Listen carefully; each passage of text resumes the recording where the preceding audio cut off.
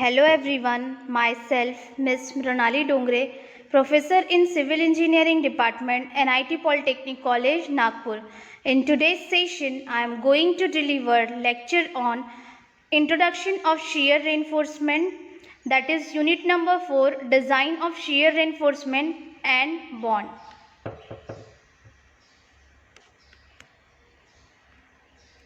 Now the course outcome of this topic is that design of shear reinforcement and length for a beam and slab. Now the program outcome PO1, PO2, PO3, PO4, PO8, PO9 and PO10. PO1 is basic knowledge about shear reinforcement and bond. PO2 is a discipline knowledge. PO3 experiment and practices. PO4 engineering and tools. PO8 individual and team work. PO9 communication and PO10 is lifelong learning. Now the unit outcome after completion of this video lecture, student will able to explain the pattern of shear failure for a given member in structure. First of all, we discuss about the introduction for shear reinforcement. Shear in a loaded beam is caused by the variation of bending moment along a span. अगर किसी भी beam पे load आता है shear का तो उसमें variations में बेंडिंग मोमेंट ऑकर होते हैं उसी स्पैन में. The variation in bending stresses at two cross sections in the same fiber give rise to horizontal shear stress, which in turn produce vertical shear stress. अगर for example अगर कोई beam है और उस पर shear फोर्स ऑकर होता है तो वो हर एक बीम के एक पर्टिकुलर पूरे एरिया पे डिस्ट्रीब्यूट हो जाता है. तो यूनिफॉर्मली डिस्ट्रीब्यूटेड लोड जैसे कि यूडीएल हो गया, फॉर एग्जाम्पल अगर वो यूनिफॉर्मली डिस्ट्रीब्यूट हो जाता है हर एक पूरे स्पैन पे, इट मीन्स दैट उसका मतलब ये हुआ कि जो उसमें आने वाला बेंडिंग मूवमेंट है वो वेरिएशंस हो सकते हैं. जिस टाइप का शेयर फोर्स उस पर ऑकर होगा उस टाइप का ही बेंडिंग स्ट्रेसेस उसमें डेवलप होते हैं किसी भी बीम में. A combination of shear stress and bending stress produce principal tension in the section. और वही कॉम्बिनेशन जो shear stress और बेंडिंग स्ट्रेस है वो क्या प्रोड्यूस करता है? Principal tension in the section. At support principal tension is at an angle of. अब प्रिंसिपल जो टेंशन है वो कौन से एंगल में रहता है? तो 45 डिग्री उसका एंगल रहता है and it is called as, और उसी को ही क्या बोला जाता है? Diagonal tension. As concrete is weak in tension, you all are know about that कि कॉन्क्रीट जो है वो वीक रहता है टेंशन में और कॉन्क्रीट स्ट्रॉन्ग है कॉम्प्रेशन बियर करने के लिए. वैसे ही same as it is steel weak है कॉम्प्रेशन में और स्टील स्ट्रॉन्ग है टेंशन बियर करने के लिए. Large diagonal tension tensile stresses can produce cracking. और इसी वजह से कॉन्क्रीट वीक है बिकॉज ऑफ टेंशन में और उसी के कारण जो भी है स्ट्रेसेस जो भी बीम में आएंगे वो क्या करते हैं? क्रैकिंग प्रोड्यूस करते हैं. And even failure of the concrete member, और जिसके वजह से कॉन्क्रीट मेंबर जो है वो फेल हो जाता है. Now next is nominal shear stress. The nominal shear stress in a beam of uniform depth. अगर nominal shear stress find out करना है तो उसका इक्वेशन है that is tau V equals to V U upon B into D. This symbol is indicate tau and this is V. V means force, जैसे कि आप यहाँ पे देख रहे हैं V means force. Then tau V equals to V U upon B into D means VU stand for shear force, B stand for width of beam and small d is stand for depth of beam but effective. Tau V equals to nominal shear stress VU equals to shear force due to design load, and B equals to breadth of the member, and D equals to effective depth of the beam. So tau V equals to VU upon B into D. Now we discuss about maximum spacing of shear reinforcement. अब shear reinforcement जब provide करते हैं किसी भी beam में तो maximum spacing उसकी कितनी होनी चाहिए.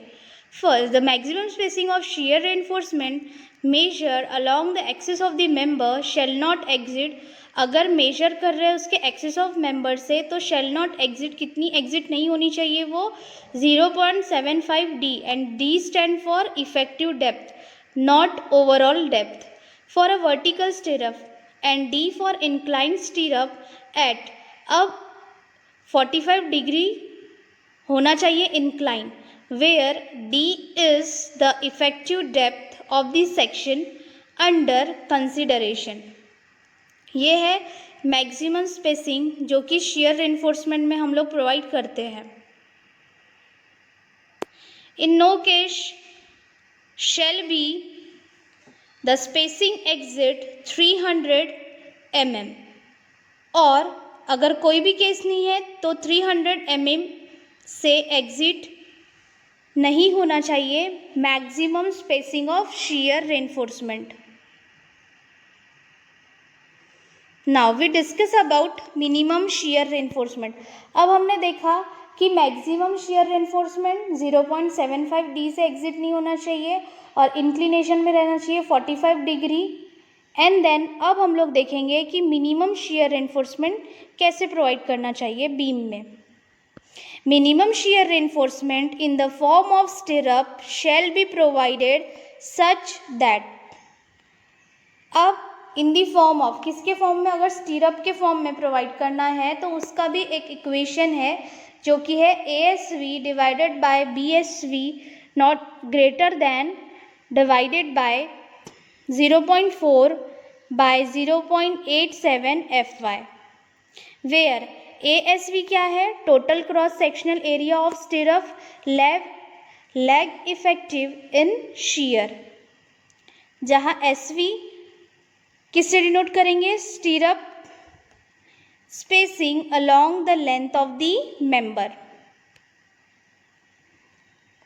And B equals to breadth of beam or breadth of the web of flange beam and characteristic strength of the stirrup reinforcement in Newton per mm square. इसका यूनिट क्या है, Newton पर mm square. FY which shall not be taken greater than 415 Newton per mm square.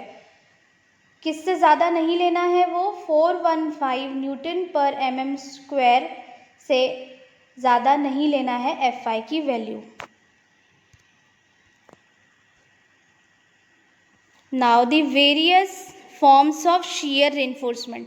अब हम लोग देखेंगे कि shear reinforcement के कितने टाइप के फॉर्म्स होते हैं. First, vertical stirrups. Second, bent up bar along. Incline stirrup is third. Fourth, strength of shear reinforcement. The strength of shear reinforcement VUS shall be calculated as below. अगर VUS मतलब strength of shear reinforcement calculate करना है तो उसका भी formula है, but vertical stirrup के लिए उसका क्या फॉर्मूला है, तो उसका फॉर्मूला है VUS equals to 0.87 into FY into ASV into D divided by SV. ये सभी फॉर्मूले लर्न करना है बिकॉज ऑफ न्यूमेरिकल प्रॉब्लम के लिए.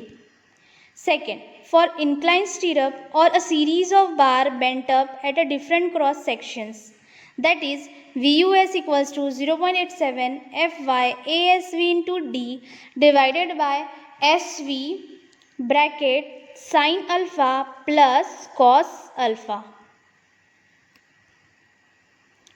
Now next, for a single bar or a single group of parallel bar, उसके लिए VUS का फॉर्मूला है 0.87 FY ASV sin alpha.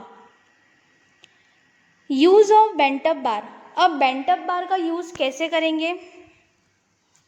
First, bent up bar are provided to complement the vertical stirrup in a resisting shear. Bent up bar are good in restricting cracks widths. Bent up bar इसीलिए provide करते हैं कि यहाँ पे easily cracks develop नहीं होने देता bent up bar, which में भी develop due to the diagonal tension, because जो भी वहाँ पे टेंशंस ऑकर होने वाले हैं वो डायगोनल टेंशन को डेवलप नहीं होने देता, मीन्स उसमें क्रैक्स डेवलप नहीं होने देता. No additional steel is required because only the unwanted tension bar, कोई एडिशनल स्टील रिक्वायरमेंट नहीं रहता है because only the unwanted tension bar, जो भी टेंशन बार वहाँ पे प्रोवाइड किया जाएगा उसी बेंड करके यूज़ किया जाता है और वो बहुत ज़्यादा इकोनॉमिक भी होता है. इन मोस्ट केसेस, बहुत केसेस में half of the total shear reinforcement is contributed by bent up bar. जो शियर रेनफोर्समेंट के लिए जो है वो बेंट अप बार ही ज़्यादातर यूज़ किया जाता है.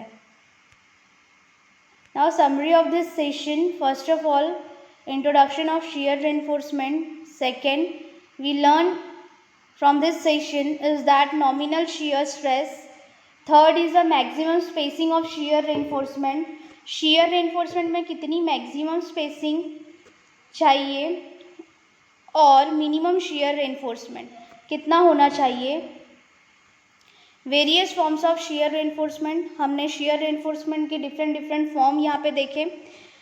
Strength of shear reinforcement, use of bent up bars, क्या यूज है बेंट अप बार्स का. Now the question ask in MSBT examination. First, right short note on shear reinforcement. Second, define nominal shear stress. Third, state maximum spacing of stirrup in beam. Fourth, define minimum shear reinforcement. Fifth, and least, various forms of shear reinforcement.